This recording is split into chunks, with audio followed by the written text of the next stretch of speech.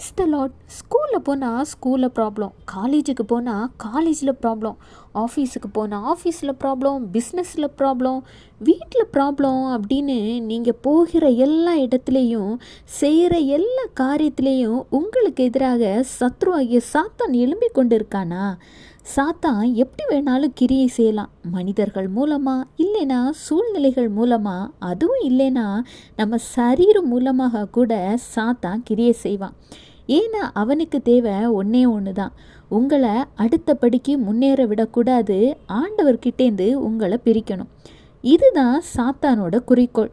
இதை நம்ம தெரிந்து கொண்டாலே கர்த்தருடைய துணையோடு இந்த போராட்டத்தை ஈஸியாக நீங்கள் மேற்கொள்ளலாம். எப்படின்னு யோசிக்கிறீங்களா? அன்றைக்கு எப்படி ஆண்டவர் இஸ்ரவேல் மக்களை எகிப்திலிருந்து அழைத்து வரும் பொழுது அவர்களுக்கு எதிராக எழும்பி வந்த சத்துருக்களை ஆண்டவர் செங்கடலை இரண்டாக பிளக்க செய்து முறியடித்த தேவன் இன்று உங்களுக்கு எதிராக வரக்கூடிய சத்துருக்களை முறியடிக்க மாட்டாரா? கர்த்தர் சொல்கிறார், உபாகமம் 28:7, உனக்கு விரோதமாய் எழும்பும் உன் சத்துருக்களை கர்த்தர் உனக்கு முன்பாக முறிய அடிக்கும்படி ஒப்பு கொடுப்பார். ஒரு வழியாய் உனக்கு எதிராக புறப்பட்டு வருவார்கள், 7 வழியாய் உனக்கு முன்பாக ஓடி போவார்கள். பார்த்தீங்களா?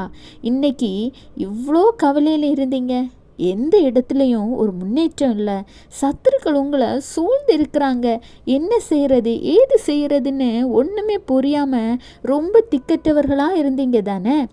ஆண்டவர் இன்னைக்கு உங்களோடு பேசிட்டாங்களா? எது குறித்தும் கவலைப்படாதீங்க, ஆண்டவரோடு உங்கள் பயணத்தை தொடருங்க. உங்களுக்கு எதிராக செயல்படுகிற சாத்தான் முறியடிக்கப்பட போகிறது நிச்சயம். ஏன்னா வாக்கு தந்தவர் ஆண்டவர் இல்லை. Have a blessed day. Jesus bless you.